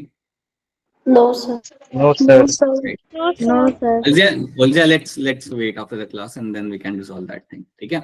अब हम यहाँ पे फटाफट ये देख लेते हैं बेटा सब लोग कि पहले आप मुझे ये बताओ कि HIV आपका स्प्रेड कैसे होता है person to person. So first thing you know is going to be your sexual contact. Yes. Right. So sexual contact. So basically multiple sexual partners अगर किसी के होते हैं then they are more prone to having this HIV वाली condition. So sexual contact with the multiple sexual partners. Then second thing, use of same syringe. Use of same syringe. ये चीज भी आपको जनरली देखने के लिए वहां पे people who are drug addict. ये बात मैंने आपको पहले बता चुका हूँ. People who are drug addicts, they are more prone to HIV/AIDS, right? उनको ये HIV होने के चांसेस काफी ज्यादा होते हैं. So people who are going to be drugs जो consume करते हैं ना, so they are the one who are prone to this kind of condition. Then आपका यहाँ पे हो सकता है one which is a very common thing in the country is going to be your blood transfusion. Contaminated blood transfusion. So blood transfusion यहाँ पे किया जा रहा है और वो ब्लड आपका कंटेमिनेटेड है with HIV virus, then that can lead to a spreading of a condition. So अगर कोई ब्लड का ट्रांसफ्यूजन करने के लिए कोई जाता है, ब्लड लेने के लिए जाता है हॉस्पिटल में, अगर वो ब्लड को सही से चेक नहीं किया गया हो और अगर उस ब्लड के अंदर HIV का स्ट्रेन हो देन वो स्प्रेड हो जाएगा दूसरे पर्सन के अंदर ही. And then you have your mother to fetus via placenta. Mother to fetus via placenta. ये आपके कॉमन रीजंस होते हैं या कॉमन तरीके होते हैं जिसके through we have seen the HIV spreading in the population, right. Blood transfusion इसमें ज्यादा मेजर कंट्रीब्यूटर यहाँ पे हो जाता है. Then you have a sexual contact with the multiple partners. Use of same syringe also is one of the reason over here. याद रखना HIV किसी के खाई हुई चीज को खाने से नहीं होता, पीने से नहीं होता. कोई उनके किसी ने पानी पी कर रखा, अगर आपने वो पानी पी लिया तो उससे आपको HIV नहीं होता. सो ये बात आपको क्लियरली मालूम होनी चाहिए कि it's not something which happens bye simple contact, right. Blood semen का जब ट्रांसफ्यूजन यहाँ पे होता है, जब वहां पे टच कांटेक्ट में आता है, then it is spreading over, not with the saliva. Okay, so please understand that HIV spreads with what reasons, because काफी दिक्कत तब आती है जब जिनको HIV हुआ होता है उनको आइसोलेट किया जाता है. Something I've already discussed this in the past with you, that people suffer more with the isolation than the disease itself, right? So एक stigma होता है ना HIV के साथ, तो लोगों को isolate कर दिया जाता है कि इसको HIV से दूर रहो, right? But that's not how it actually spreads, and that's why this whole idea of creating the awareness about this HIV is very important. तो ये बात आपको यहाँ पे clear कर जाना. These are the reasons because of that the HIV is going to spread. इसका कोई cure नहीं है. Prevention can be done. Prevention can be as simple as your having sexual contact with the monogamous sexual contact, that means having one male partner, one female partner, that's it. Or I would say always using protection during a sexual contact, that's going to be one of the thing. Blood, not getting involved into drugs, right? Not getting involved into any kind of like random other activities where you are involving a use of same syringe, कुछ भी वो करना सही नहीं रहता. So these are the few things can be done, because यार ना यहाँ पे cure नहीं, there's going to be no cure. There's going to be no cure. The only thing can be sure over it, you can have a prevention. Prevention can be done, there can be no cure over there. ठीक है, can be done. तो ये चीज आपको यहाँ पे, इतनी बात आपको यहाँ पे याद रखनी है, right. So these are the things you have to know about HIV. इतनी अगर आप चीजें याद रख सकते हो, देन आपको क्वेश्चन सॉल्व करने में एचआईवी की आपको दिक्कत नहीं आएगी. But these are the very important things. यहाँ से क्वेश्चन आएंगे, reverse transcriptase and all the other things you find over there. बताइए बेटा, बताइए क्या सवाल है आपका, बोलिए. ओके, ठीक है, सो याद रखना. अच्छा, वन मोर थिंग, एक बार ऐसा सुन लो मेरी बात, एक बार फिर मेरी बात यहाँ पे सुन लो सब लोग, कि एचआईवी और एड्स में फर्क क्या होता है. एक बार फिर आपको बता रहा हूँ, ये याद रखना. If you have a HIV virus inside the body, अगर एचआईवी का वायरस आपकी बॉडी के अंदर है, then you will not say the person is suffering with AIDS, you will say the person is going to be your HIV positive. बस आप कहते हो यहाँ पे the case is going to be of your HIV positive, right. लेकिन अगर किसी को एचआईवी हुआ है, उसके साथ क्या होता है ना कि आपका इम्यून सिस्टम इतना कॉम्प्रोमाइज हो जाता है that you start getting opportunistic disease. So HIV होने के बाद आपको कई सारी अपॉर्चुनिस्टिक डिजीज आपको यहाँ पे होते मिलते हैं. So you will find a large number of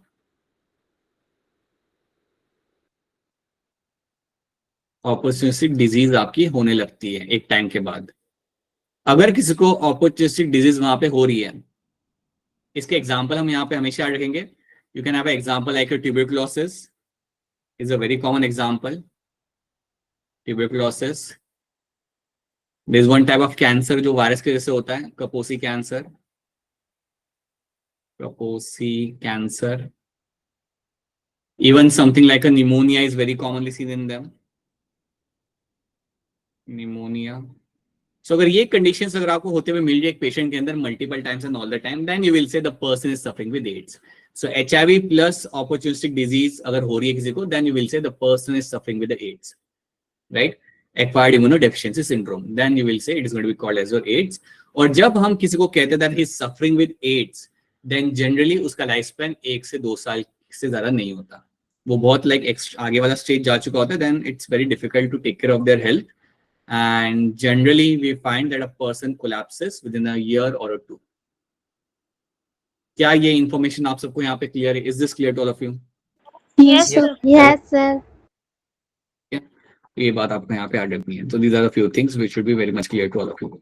और एक्चुअली देखते हैं यहाँ पे क्या मेंशन किया हुआ है. Deficiency of immune system, not a congenital disease, that means ये जेनेटिक नहीं होता. याद रखना, एचआईवी जेनेटिक नहीं होता. Acquired during the life time of a person, life time के दौरान ही आपका ये मिलता है. Syndrome means group of symptoms. So group of symptom मतलब वो डिजीज होने के बाद जो आपको वहां पे दिख रहे होते हैं, that is something you will find over there. एक और बात याद रखना, one very important thing which I haven't mentioned in this. HIV जब किसी को होता है ना, तो उसको डिटेक्ट करने के लिए एक टेस्ट किया जाता है, उसके हम कहते हैं अलाइजा, एंजाइम लिंक्ड इम्यूनोसॉर्बेंट एसे. अलाइजा का टेस्ट कराया जाता है. ये वो टेस्ट जैसे विडाल टेस्ट होता है ना आपके टाइफाइड के लिए, वैसे अलाइजा का टेस्ट आपको होता है to detect the HIV. So HIV का डिटेक्ट करने के लिए you have the ELISA test. काफी इंटरेस्टिंग टेस्ट होता है ये. बट हम इसके अंदर basically this test is done with using some antibodies, because it's online program, इसलिए हम इसे सीखते नहीं because you have a time constraint. लेकिन जनरली अगर आप ऑफलाइन कभी जाते हो, then you find this ELISA test भी आपको लाइक सीखने के लिए मिलता है. It is not something which they ask in the exam, but आपको इतना पूछा जा सकता है कि अलाइजा इज अ टेस्ट जो आपका किया जाता है टू डिटेक्ट द एचआईवी का पैथोजन, को करने के लिए हम यहाँ पे यूज करते हैं. एंजाइम लिंक्ड इम्यूनोसॉर्बेंट ऐसे, इसका फुल फॉर्म आपको आगे मिल जाएगा. ठीक है, ये वाला याद रखना. उसके साथ याद रखना, ये जब किसी को एचआईवी होता है, देन उनको रिट्रोवायरल ड्रग्स दिए जाते हैं. They are given the retroviral drugs. So retroviral drugs इनको यहाँ पे दिए जाते हैं. कुछ मेडिसिन दी जाती है, बट वो मेडिसिन क्योर नहीं कर सकती आपके एचआईवी को.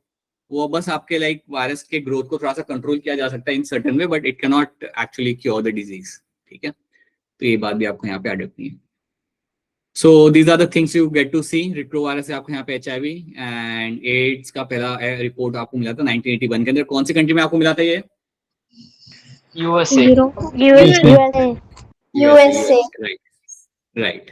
ट्रांसमिशन आपके यहाँ पे कैसा हो रहा है? Sexual contact by transfusion of a contaminated blood, then you have a sharing of needles, जो कि ड्रग एडिक्ट के अंदर काफी कॉमनली आपको होते हुए आपको मिल जाता है, and mother to her child through placenta. So अगर प्रेग्नेंट लेडी है कोई, उसे एचआईवी है, then it can go to the child as well.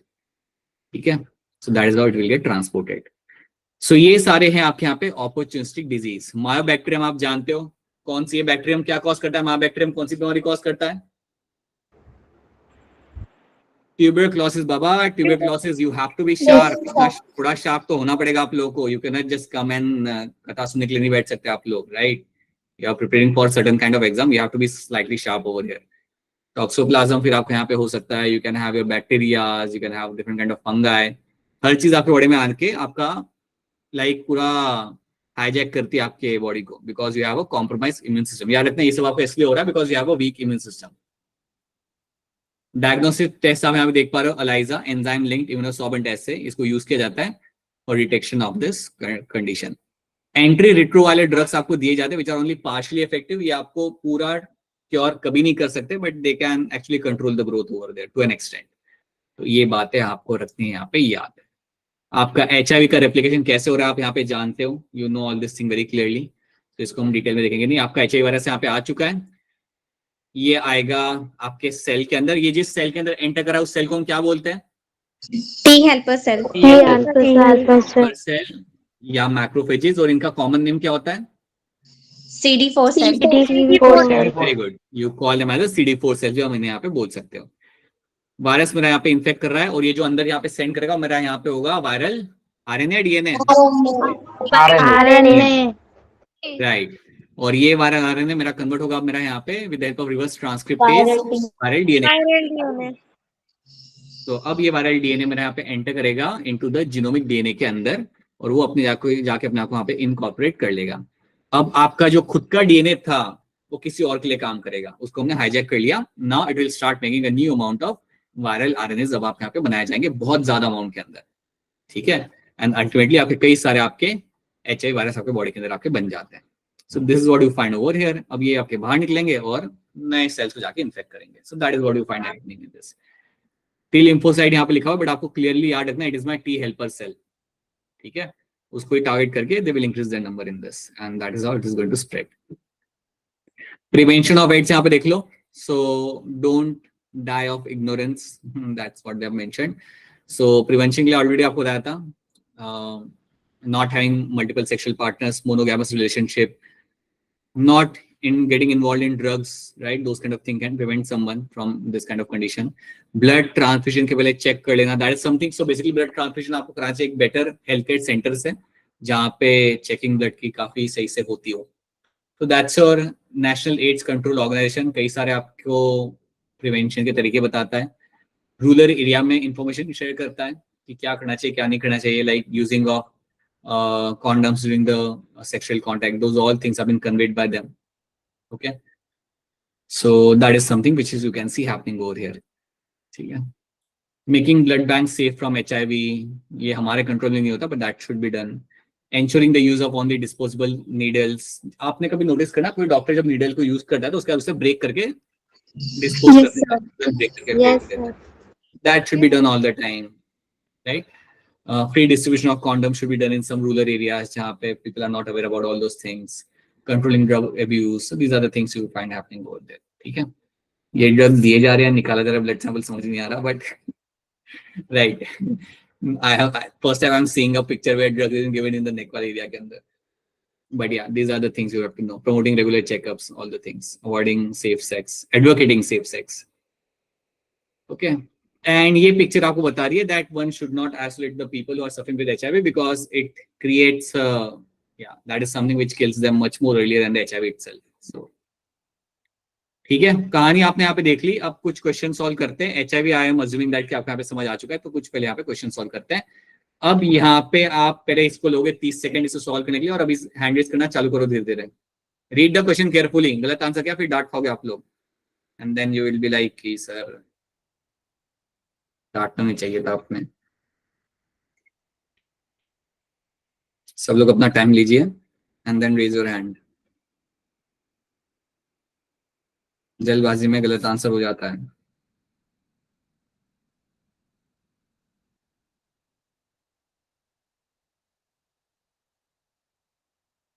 Right, okay, just wait a minute बेटा, एक बार अच्छा just wait a minute.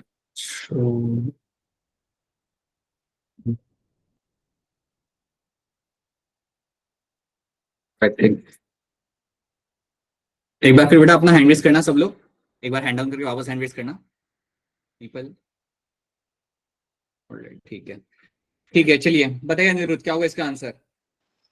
Sir option B. Option B कह रहे हो, बैटमैन वाला बी कह रहे हो आप यहाँ पे। Yes sir. अच्छा ठीक है, महेश क्या लग रहा है आपको इसका आंसर। Option B. अक्षरा क्या लग रहा है आपको। बी। बी ऑप्शन आप यहाँ करो कि ये आपका सही स्टेटमेंट। आपका यहाँ पे देखो स्टेटमेंट आपका यहाँ पे क्या कह रहा है, HIV is enveloped virus that contains 2 identical molecules of single stranded RNA and 2 molecules of reverse transcriptase. ये बात आपके यहाँ पे बिल्कुल सही है। बाकी स्टेटमेंट आप यहाँ पे गलत हो जाते हैं, जैसे कि HIV is enveloped virus containing 1 molecule of single stranded RNA molecule, यही बात आपकी गलत हो जाती है। सिंगल स्ट्रैंड का एक फिलामेंट नहीं होता, 2 होता है, तो आपका रॉन्ग हो गया यहाँ पे। HIV is unenveloped retrovirus, ये भी आपका गलत हो गया, बिल्कुल आपके पास एनवेलप मिल जाता है। HIV does not escape but attack the acquired immune response.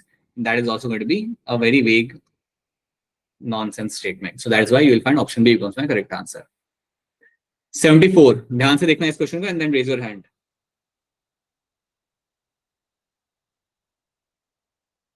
बताइए अलजिया क्या होगा इसका आंसर। ऑप्शन है। जानवी क्या लग रहा है आपको। Option A. शिवा बताइए। Sir option A. Shiva, T helper cell के अलावा HIV वायरस और किसको अफेक्ट करता है, किसको लाइक अटैक करता है। सर माइक्रोफेज को। राइट, मैक्रोफेज को करेगा, और इन दोनों को हम कलेक्टिव इलेवन कह सकते हैं CD4 सेल, बिल्कुल सही। So option A becomes my correct answer in this. Question number 76, क्या आंसर होगा इसका। Read the question thoroughly and then read the statement over there. कौन सी स्टेटमेंट आपकी यहाँ पे सही है। टेक योर टाइम, जल्दबाजी में से कुछ मत करना। Take your time and then raise your hand. नए बच्चे बेटा, नए बच्चे, we are so many new students also, आप लोग भी ट्राई करिए। Which of the following is going to be a correct statement?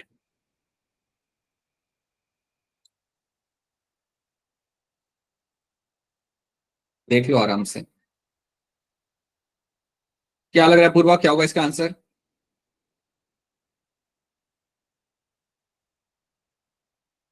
बोलिए पूर्वा, आवाज सर नहीं आ रही चैट आपकी। में लिखा है। सर उसने चैट में लिखा। ऐसे नहीं चलता ना बेटा। ठीक है, क्या लिखा था चैट के अंदर, तवनप्रीत क्या लिखा है चैट डी में। ऑप्शन। ऑप्शन डी लिखा है, दिल्ली। दिख रहे हैं। अच्छा अच्छा, सिद्धरा आपको क्या लग रहा है। Sir option D. Right, Aniruddh क्या लग रहा है। Sir option D. Option D बेटा आपके यहाँ पे सही आंसर है। The positive HIV retrovirus enters the helper T helper lymphocytes, thus reducing the number. That's a true statement. बाकी स्टेटमेंट आपके यहाँ पे गलत थी। पहला स्टेटमेंट आपके यहाँ पे क्या था, the HIV can transmitted through eating food together, ये बात बिल्कुल गलत है, मैंने आपको पहले बताया था, ये ऐसा नहीं होता। Drug addict are least susceptible, अरे उनको में तो ज्यादा चांस होता है HIV होने के, so that is also going to be untrue. AIDS patient can be fully recured, ये बात गलत है, ऐसा नहीं होता, अभी तक तो ऐसा नहीं हो रहा, फ्यूचर में शायद हो जाए, but no, you can not have a care for that. ठीक है, देखो आंसर क्वेश्चन का and then raise your hand.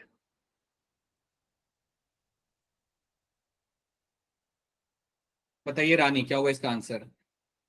Sir option D. Option B कह रहे हो आप यहाँ पे। नहीं सर, डी। हाँ हाँ ठीक है, दीपिका क्या लग रहा है आपको इसका answer. Sir option D. Right, single stranded RNA ही आपको मिलता है यहाँ पे एज ए जेनेटिक मटेरियल। ठीक है, ये वाला question number 53, mart constitute about dash percentage of lymphoid tissue in the body. कितना परसेंटेज आपको यहाँ पे मिलता है देखने के लिए, बताइए काजल टमटा, बताइए क्या होगा इसका answer. Option D sir 50%। Mahesh क्या लग रहा है?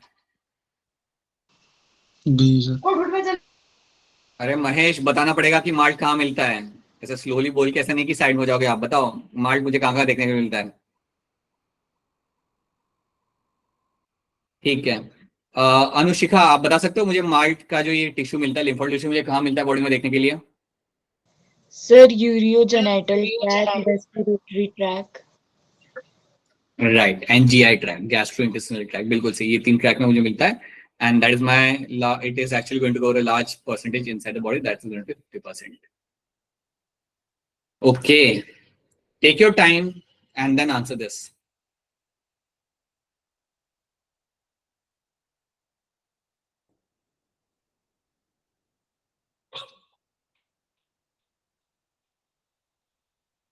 बस एक का ही हैंड रेज है, अच्छा बताओ मोनिका क्या होगा इसका आंसर? सर ऑप्शन ए। आप पढ़ नहीं रहे बेटा क्वेश्चन को ध्यान से, लॉजिक नहीं लगा रहे आप यहाँ पे, कोई बात नहीं रुक जाओ। बताइए जानवी क्या होगा इसका answer? Janvi, option D sir. Janvi यहाँ पे कह रही है ऑप्शन डी। अनिरुद्ध आपको क्या लग रहा है? Sir option D. Damanpreet? Sir D D. क्यों दमनप्रीत डी लग रहा है आपको, एक्सप्लेन कर दो फटाफट यहाँ पे। सर जो थाइमस होता है ना, उसमें मैच्योरेशन होती है टी सेल्स की, और जो उसमें थाइमस का डैमेज है तो सेल मेडिएटेड जो होती है वो टी सेल्स की होती है, इसलिए। बिल्कुल सही, so you'll have a loss of cell mediated immunity, so yes option D over here becomes my correct answer. बिल्कुल सही, right, that's true. ठीक है, सिंपल क्वेश्चन है, इसको वैसे आप अनम्यूट करके सब लोग जोर से आंसर बता सकते हो, इसका आंसर यहाँ पे क्या आएगा? Option C. Option C. नहीं sir, A option A A. A. Option A sir. Option A. Right, option A बनेगा यहाँ पे एज अ करेक्ट आंसर, बिल्कुल सही। ठीक है, तो that is something we have done. तो आज के लेक्चर में आपने यहाँ पे एचआईवी खत्म किया, we have also done the lymphoid tissue, हमने यहाँ पे खत्म कर दिया। एचआईवी का जो इनसाइड में जो मेंशन किया हुआ है उसको एक बार आप देख जाना, इनसाइड में कुछ वैल्यूज उन्होंने मेंशन की हुई, like 25 million people have been affected by the HIV. Then national AIDS control organisation क्या करता है, like distributing free condoms, sharing information with the people about the HIV, right. वो सब चीजें एक बार आप वहां पे देख लेना। अगर आपको इतनी इन्फॉर्मेशन अगर आपको समझ आ रही है, then I don't think you will have any queries in terms of question solving. आपके किस टाइप के क्वेश्चन आ सकते हैं, you have to see those pictures over there and you should be able to understand कि कैसे question आपके यहाँ पे आ रहे हैं। तो इसलिए स्ट्रक्चर याद रखना, स्ट्रक्चर मेंशन नहीं किया हुआ इनसाइड के अंदर कि एचआईवी स्ट्रेन का, इसलिए वो आपको वहां पे याद रखना पड़ेगा कि स्ट्रक्चर में आपको क्या क्या मिल रहा है। You should know you have outer envelope and you have 2 protein coats you will find inside, and then उसके अंदर you have this 2 strands of single stranded RNA molecule. तो इतनी बातें आपको यहाँ पे याद रखनी है, right. Then we have a story of cancer. अब आप में से कोई मुझे हैंड रेज करके बताए कि आप कैंसर के बारे में आप क्या जानते हो, और ये सनशाइन के बारे में नहीं पूछ रहा मैं आपसे। बताइए अलजिया, बोलिए। सर कैंसर के काफी टाइप्स होते हैं, इसमें मुझे एक टाइप पता है। ठीक है, कैंसर के आपके बहुत सारे टाइप्स होते हैं, जब आप कैंसर के बारे में आप यहाँ पे सुनते हो कुछ, तो आपके जहन में ये पहली चीज आती है दैट कैंसर के आपके कई सारे आपके यहाँ पे टाइप्स मिलते हैं, right. You have a different और उसका पता है। अब कुछ नहीं दे रहा, क्योर हम वापस करना होता था। हाँ बोलो बेटा बोलो। कैंसर का जब क्योर करते हैं तो उसमें कीमोथेरेपी यूज करते हैं। वेरी गुड, कीमोथेरेपी हम यहाँ पे यूज करते हैं इसके ट्रीटमेंट के लिए, ठीक है। और कोई है जो और कुछ बताना चाहेगा कैंसर के बारे में यहाँ पे? ल्यूकेमिया होता है। ल्यूकेमिया एक होता है, ठीक है, ल्यूकेमिया एक one type of sir virus phase होता है, ब्लड कैंसर भी होता है। वही leukaemia is actually your blood cancer. और कुछ? सर ब्रेस्ट कैंसर भी होता है। इसका क्योर नहीं होता है। क्योर तो होता है, ऐसी बात नहीं है, क्योर तो है, क्योर तो है। Breast cancer and you will find, see याद रखना कैंसर का क्योर होता है, इट ओनली डिपेंड्स कि आप how early are detecting the cancer, that makes lots of difference. कौन से टाइप का कैंसर वो भी डिफरेंशिएट करता है यहाँ पे, ठीक है। So we try to see all those things in detail. अभी इसको नहीं कर रहे हम लोग बिकॉज आप में से काफी लोग आए थे इवन 5 बजे वाली क्लास के अंदर, so I am not going beyond this right now. इतनी चीज याद रखता है। और एक और चीज आपको बताना चाहूंगा, आई होप आपको डेटा को लेकर कोई दिक्कत नहीं आ रही। अगर किसी को डेटा को लेकर कोई दिक्कत आती है then please reach out to me, एक बार मुझे बताना, just let me know. If ऐसा हो रहा है कि आप क्लासेस की वजह से like because of this multiple classes you are losing your data for the last class, if all that happens then let me know, अगर ऐसा कुछ होता है तो। ठीक है, सो या I think many of you have turned up for the 5 बजे क्लास के लिए। प्लीज आइए 5 बजे वाली क्लास के लिए, बिकॉज प्लीज अंडरस्टैंड वो क्लास लगाई गई इसलिए गई है ताकि आपका 11 का रिवीजन कराया जा सके इन टर्म्स ऑफ एमटी को लेके। और जिनकी क्लास मिस हो रही है 5 बजे वाली, जिनका स्कूल है या for some reasons, then also it's okay, get back to the ops member जो आपके टीम के जो लाइक जो आपके पर्सन है ना आपके टीम में, जैसे मोहित सर हो गए, पंकज सर हो गए, या स्नेह मैम हो गई, या कोमल मैम हो गई। Reach out to them, they will share with you the recording, वो आपको शेयर कर देंगे। तो जब भी आपको टाइम लगा आप उसे देख सकते हो, ठीक है, ताकि आपको जो मिस हुआ वो आप उसे कवर कर सको। प्लीज अंडरस्टैंड ये करना जरूरी है बिकॉज नीट के लिए आपका 11 के ऊपर ग्रिप बनना काफी इंपॉर्टेंट है और वो बहुत लेट नहीं करना है हमें। That's why we are having this revision, ताकि आपका एमटी का भी स्कोर अच्छा है। Okay, so that is what we are doing right now. So please attend those classes and या अब बताओ इसमें कोई डाउट हो तो बताइए मुझे। Now if you have any kind of doubt in this portion then let me know, बोलिए। मुझे पूछना यहाँ तक था अच्छा AIDS मेरा की सवाल वजह आपसे, अच्छा एक सेकंड ना अलीजा, एक सेकंड रुकना। पहला सवाल, क्या आज जो हमने कराया क्या सबको यहाँ पे समझ आ रहा है? Is everything clear to all of you? Yes, sir. Yes, sir. ठीक है, alright. Sir, now if you have any CD4 question then ask your question. और अगर एक और चीज है, अगर क्वेश्चन नहीं है then you can drop out because you have another class ना आफ्टर लाइक 10-15 मिनट्स आप वापस ज्वाइन करोगे। So yeah, take your small break and then again join for the next class. ठीक है? So if you have any question then please ask a question. बताइए मोनिका, बताइए क्या सवाल है आपका, बोलिए। सर बोलिए। सर एड्स की वजह से स्टेरिलिटी भी आती है बॉडी में? क्या आती है? स्टेबिलिटी? Sterile sterility? नहीं, स्टेरिलिटी नहीं आती एड्स के जैसे ना। But surely that person should not even think about having a family or having kids by any means. ठीक है? सर जो बताइए मोनिका। बोलो मोनिका, बोलो। सर जो C4 सेल्स है ना वो मतलब CD4 cells। Yes sir CD4 sales है ना, वो क्या बोलते हैं दोनों, वो क्या नाम है उनका? मैक्रोफेजेस। सर मैक्रोफेजेस और साथ में टी हेल्पर सेल दोनों मिला के वो CD4 सेल या फिर एक है? तो बेसिकली होता क्या ना मोनिका, क्योंकि ये नीट के बाहर के, इसलिए मैं भी आपको बता सकता हूँ, it is not something which will become part of exam, but याद रखना कि CD4 एक प्रोटीन होता है जो आपको इन दो सेल्स के ऊपर देखने के लिए मिलता है, और आपके HIV के वायरस को उस प्रोटीन के साथ इंटरेक्ट करना जरूरी होता है जो सेल सरफेस होता है ताकि वो अंदर जा सके। So that is why we call them as CD4 sales.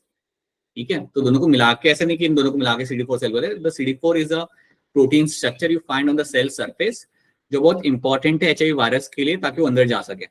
So that is why these two cells are called as CD4 cells, and this is the protein which they interact with before getting inside the cell. ठीक है, समझ आई मेरी बात Monika? Yes sir. तो जैसे आपके T colour cell जैसे आपके यहाँ पे था ना, हम बोलते हैं यहाँ पे CD8 cell, we call them as a CD8 cell. So yeah, you have CD4 cell, CD8 cells, ऐसे कई सारे टाइप के सेल्स होते हैं, बट अभी के लिए आप इतना रखो कि these are my CD4 cells. ठीक है, alright then. चलिए, let's wrap this up. Aniruddh, Kiran, Monika, Anamika and Chandni, bye, good night. अगर कोई सवाल नहीं है तो बाय बाय। सर। चलो।